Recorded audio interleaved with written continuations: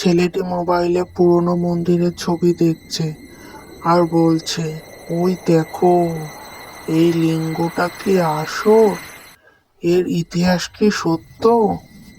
এই বলে সে মন্দিরের ফটোটিকে ভালো করে দেখতে থাকে। সে এই মন্দিরে যাওয়ার কথা ভাবে। ছেলেটি মন্দিরে গিয়ে এক পুরোহিতের সাথে এই ব্যাপারে জানতে চান। পুরোহিত, শিবলিঙ্গ শুধু পাথর নয়, এটি শক্তি, ধৈর্য আর ধ্যানের প্রতীক।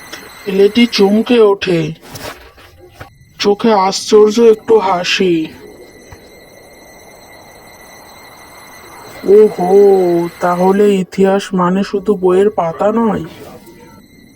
ছেলেটি এই কথা শুনে ধ্যানের ভঙ্গিতে মহাদেবের সামনে বসে পড়ে, শান্ত মুখ নিয়ে, আর মনে মনে বলে, আমারও ভেতরে শক্তি আছে, বুঝতে হবে তা কিভাবে ব্যবহার করা যায়।